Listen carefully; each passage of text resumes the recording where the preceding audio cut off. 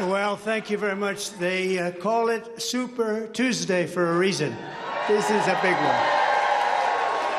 And they tell me, the pundits and otherwise, that there's never been one like this. There's never been anything so conclusive. This was an amazing night, an amazing day. It's been an incredible period of time in our country's history. It's been sad in so many ways, but I think it's going to be inspiring because we're going to do something that, frankly, nobody's been able to do for a long time.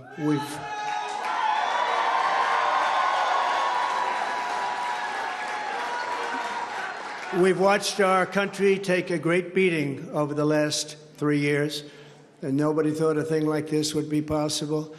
We wouldn't have Russia attacking Ukraine. We wouldn't have Israel being attacked. Iran, as you know, was broke. When I was running things, they were broke. They didn't have money for Hamas. They didn't have money for Hezbollah. We had no inflation. Inflation is destroying the middle class. It's destroying everything. Inflation, if you look back over the history, hundreds of years back, inflation is called a country buster. And that's what it's doing to our country. What's happened with inflation has been unbelievable. A lot of people say, a lot of experts have said the stock market's the only thing that's doing well, and that's doing well because our poll numbers are so much higher than Joe Biden's.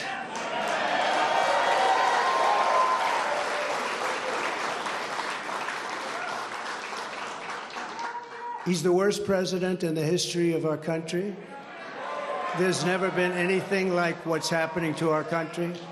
Today it was announced that 325,000 people were flown in from parts unknown. Migrants were flown in, airplane, not going through borders, not going through that great Texas barrier that I was with the governor of Texas, Greg Abbott, the other day, and we were looking at the job they're doing. But in the meantime, they're pouring into California and they're pouring into Arizona because those governors aren't doing anything. They're doing nothing. But today it was just announced before I came out. It was unbelievable. I said, that must be a mistake. They flew 325,000 migrants, flew them in over the borders into our country. So that really tells you where they're coming from. They want open borders, and open borders are going to destroy our country. We need borders and we need free and fair elections, or we don't have a country. This is an incredible group of people. So many celebrities that I'm not going to introduce any because I'm just going to get myself in trouble if I do that, because I'll leave out most of you. But this is a room chock full of incredible, talented people, like some of the guys standing right in front of me, right? Big futures, big, fat, beautiful futures. Oh, I'd love to be your age. I'd pay you a lot of money to be your age. But we have some tremendously talented people in this room, including tremendously talented political people that have helped me right from the beginning. We had the safest border in the history of our country. We built 571 miles of wall. We had Mexico supply us with 28,000 soldiers because we wanted them, that's why. And they said, we won't do that. I said, yes, you will, you will. And in the end, they did. It was an easy negotiation, but we had the safest border, the best numbers we've ever had, and now we have the worst numbers probably in the history of the world. It's sad to see what's happening to our cities. Our cities are being overrun with migrant crime, and that's Biden migrant crime. But it's a new category of crime, and it's violent, where they'll stand in the middle of a street and have fistfights with police officers, and if they did that in their countries from where they came, they'd be killed instantly. They wouldn't do that. So the world is laughing at us. The world is taking advantage of us. 3 years ago, we were at a level, we were energy independent. We were going to be very shortly energy dominant, and today we're getting oil from Venezuela. Can you believe it? And we're doing numbers on that oil. You know what we're doing? We're refining the oil. We have our refinery for that oil. It's really, I call it tar. It's not oil. It's terrible. We have real stuff. But we're refining it in Houston. So for all of the environmentalists, you ought to look at that, because all of that tar is going right up into the atmosphere. You just ought to take a look. It's the only plant that can do it. We have the only plants that can take tar and make it into oil, and that's what it is. It's a shame. But we were energy independent. We were going to be energy dominant. We were going to be supplying oil to Europe, all over the world, and then a tragic thing happened during the election. It was a tragedy, because you wouldn't have, think of it, all of the problems that you have today, I don't think you would have had any of them.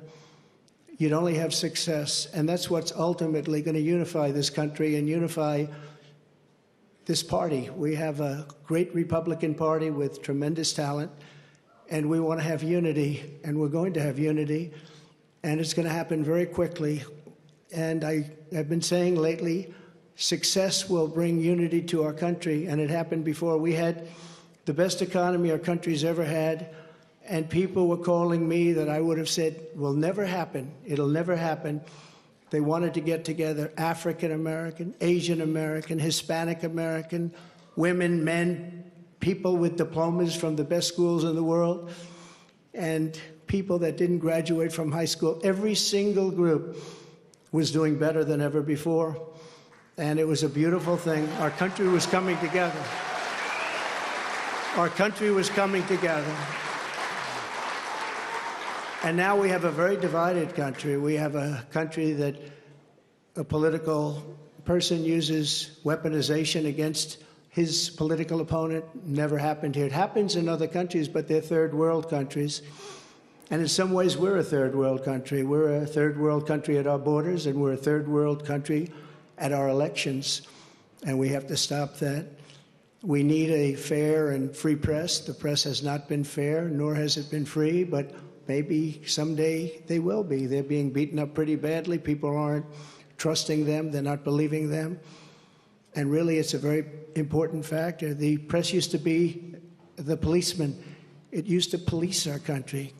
Now nobody has confidence in them, and we have to get that confidence back. It's so important for the success of our country. So important.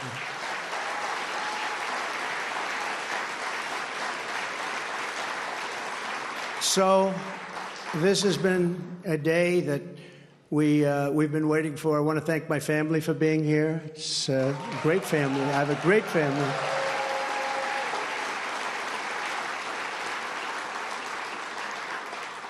They've had it very easy since I decided to run for politics. They say, "Thanks a lot, Dad. We appreciate it."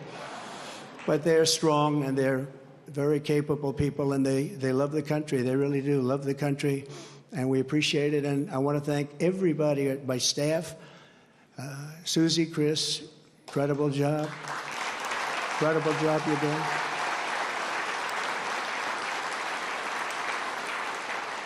I read an article yesterday where it said this is one of the finest run campaigns that anybody has ever seen. That's pretty good, right? That's pretty good. It's really a statement. And we have no choice, because November 5th, it's right around the corner, November 5th is going to go down as the single most important day in the history of our country.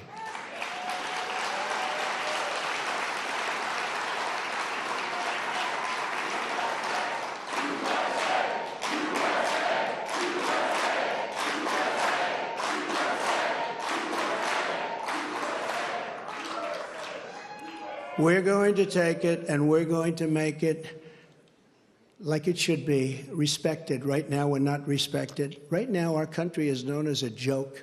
It's a joke. Other leaders who I speak to, other leaders can't believe what happened to us, because 3 years ago, we were the most respected country anywhere in the world by far. We were doing things that nobody could believe. China was paying us billions and billions of dollars. In 25 years, they paid us nothing, zero, not 10 cents. I was getting billions of dollars, and they were happy about it, as happy as you can be. Of course, maybe there's reasons for things having happened, but they were not so happy with certain things, I guess, based on things that took place. But we were getting along with everybody. We were getting along, and we were respected by everybody. We had no wars. Remember when I had the debate with Hillary Clinton? She said, look at him, look at that personality. He's going to cause wars. I said, no, my personality is going to keep us out of wars, and that's what happened.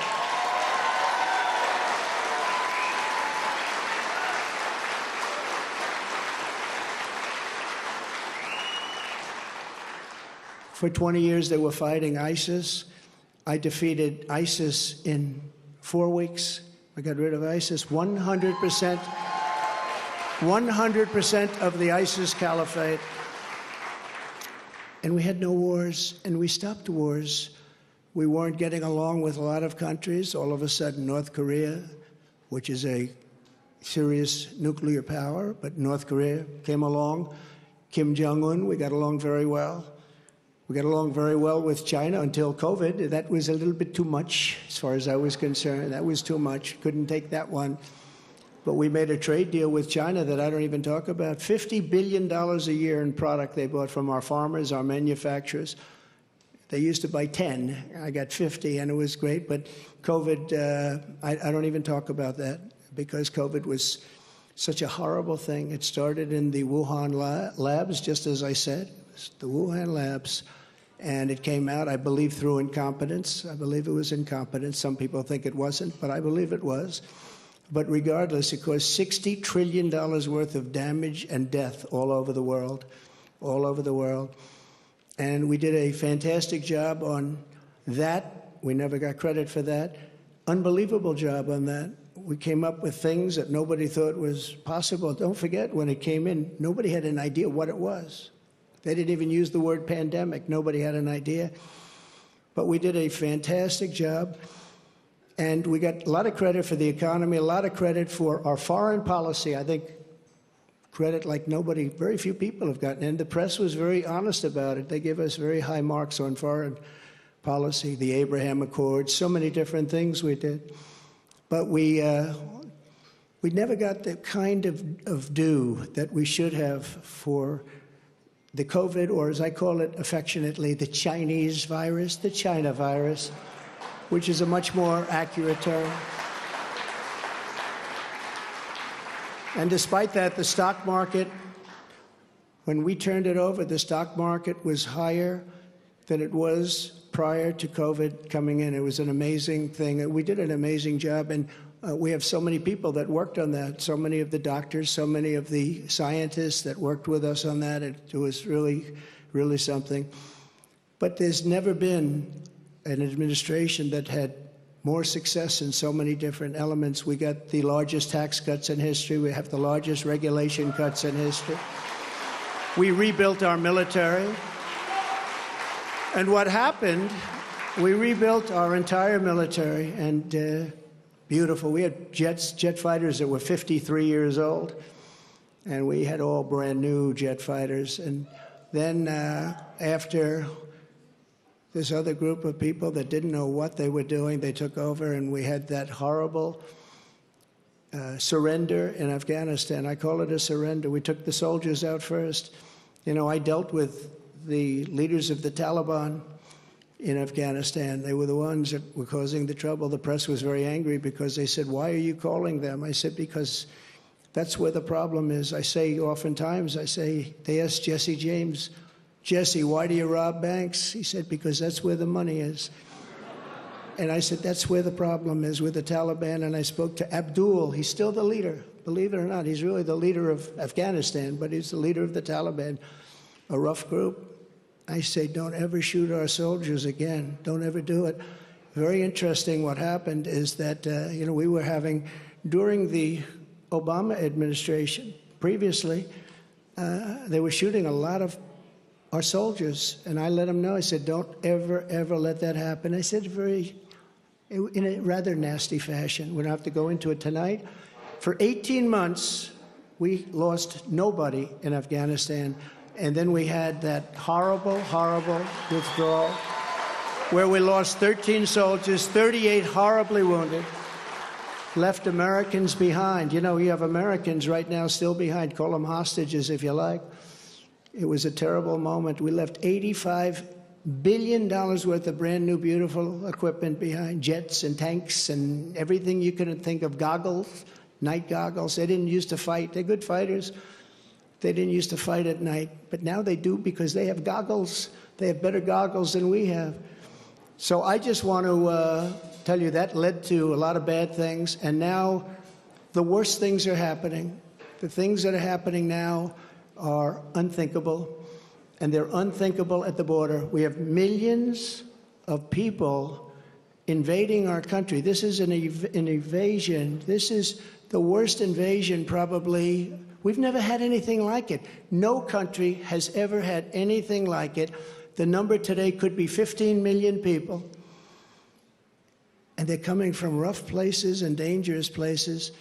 And we had that shut down. We had everything going so beautifully. When Joe Biden goes to the beach, because somebody on his staff thinks he looks very good in a bathing suit, until he can't get his feet out of the sand or lift the chair, which weighs about 9 ounces. Joe Biden, if he would have just left everything alone, he could have gone to the beach. He would have had a tremendous success at the border and elsewhere. So we're going to take back our country. We're going to make sure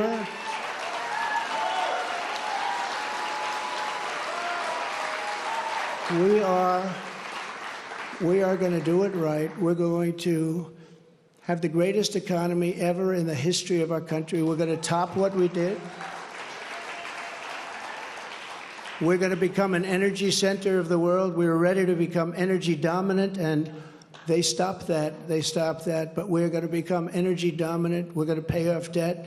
We're going to do things that nobody thought was possible. You know, we hadn't done our second phase of the tax cuts. When we did the tax cuts, the Democrats fought us very hard. And now they say, well, I guess that was pretty good because we took in much more revenues after we cut taxes. And then we did all of those regulation cuts, and people were working, and everybody was happy, and we were all proud of our country. But we're going to win this election because we have no choice. If we lose the election, we're not going to have a country left.